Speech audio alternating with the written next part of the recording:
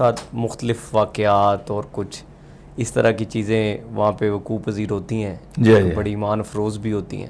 بالکل. کوئی ایسا واقعہ آپ شیئر کرنا چاہیں میری آڈینس کے ساتھ جو کہ بڑا ہی آپ کے لیے حیران کن ثابت ہوا ہو؟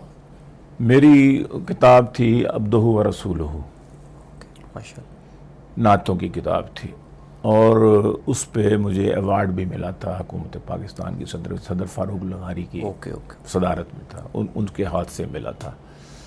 نیشنل سیرت ایوارڈ تھا وہ تقریباً 92 میں جو میں سفر پہ گیا ہوں، 92-93 میں حج پہ گیا، تو 2-3-4 سفر میرے ہو چکے تھے. تو میں نے یہ عبدہ و رسولہ کلام لکھا جو زیادہ تر مکہ اور مدینہ کی مقدس فضاؤں میں لکھا گیا تھا. بالکل ٹھیک. تو اس کا نام عبدہ و رسولہ رکھا. تو 94 میں اس کا وہ ہوا، مقابلہ ہوا اوکے. کتابوں کی، اس میں تو مجھے انعام مل گیا وہاں، اس میں ایوارڈ مل گیا اس میں. تو میں جب 95 میں گیا تو ختم ہو چکا تھا، ایڈیشن ختم ہو چکا تھا. اوکے. یعنی وہ کتاب ختم ہو چکی تھی، آؤٹ آف سٹاک تھی. تو میں مدینہ شریف میں گیا، اسی طرح غیب سے کوئی سبب بنا، میں چلا گیا، اور سارے اسباب غیب سے ہوئے جتنے بھی میرے سفر ہیں. بالکل ٹھیک. تو وہاں میں پہنچا تو میں نے کہا یا رسول اللہ کہ وہ میں نے کتاب لکھی تھی، اللہ کا شکر ہے اور آپ کی توجہ ہے کہ وہ کتاب ماشاءاللہ اتنی جلدی ہو گئی ہے ختم. جی لوگوں نے ہاتھوں ہاتھ لیا اس کو، اب وہ ختم ہو گئی ہے، سٹاک میں نہیں ہے، اور لوگ جو ہے مانگ رہے ہیں، اور میرے پاس پیسے نہیں ہیں کتاب چھاپنے کے کہ آپ کی کتاب کو میں دوبارہ چھپواؤں عبدہ و رسولہ. تو میں تھوڑا سا سلام پڑھ کے تو باہر برآمدے کی طرف آیا ہوں، جو ترکیوں کا برآمدہ پہلے تھا.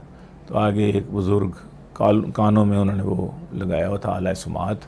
اچھا. تو داڑھی سفید. تو مجھے دیکھ کے کہا السلام علیکم. میں کہا جی وعلیکم السلام. میں رو بھی رہا تھا، ہم چونکہ اندر سے نکلے تھے ابھی مواجہات سے بالکل. تو کہتے ہیں آپ گیلانی صاحب؟ میں کہا جی. آپ کی کتاب نعتوں کی مجھے چاہیے.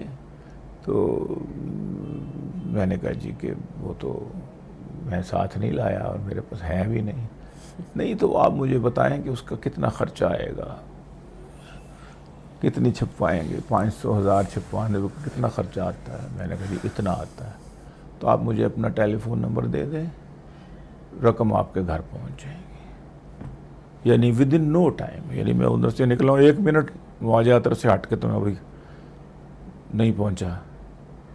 تو اسی طرح ایک چھوٹا سا واقعہ اسی طرح کا، یہ باقی بے شمار ہیں جو میں نے اس میں لکھے. اسی طرح ایک اور ہے کہ 2-3 مہینے کے بعد رمضان تھا اور میں حاضر تھا. میں نے کہا یا رسول اللہ رمضان میں آنا چاہتا ہوں، جو مہینے یا 1.5 یا 2 مہینے کے بعد آ رہا ہے. اب میں بڑا حیران بھی تھا کہ ایک پاسپورٹ پہ 6 مہینے کے اندر دوسرا سفر نہیں کر سکتے تھے ان دنوں میں. اوکے. تو یہ قانون تھا سعودیہ کا. لیکن میں نے کہہ دیا، میں نے کہا کہ رمضان میں آنا چاہوں گا. تو میں صلاۃ السلام پڑھ رہا ہوں کہ اچانک ایک آواز آئی کہ ماشاء اللہ فی رمضان. اے آواز سنی، میں ایک دم چونکا. میں نے کہا کہ یہ کہاں سے، کس نے کیا؟ تو کچھ بھی نہیں تھا، وہ سارے اپنے اپنے مست تھے، مگن تھے صلاۃ السلام میں. میں نے کہا یہ غائب سے آواز آئی، میری حاضری منظور ہو گئی ہے رمضان کی. بس مجھے تو یقین سا ایک پیدا ہو گیا نا دل پہ کہ وہ میں نے آواز آئی ہے، وہ اندر سے آواز آئی ہے ماشاء اللہ فی رمضان.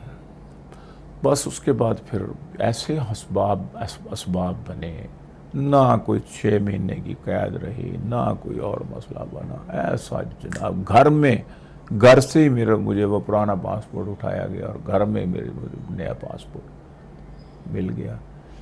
اور پھر میں جناب اس پہ چلا گیا.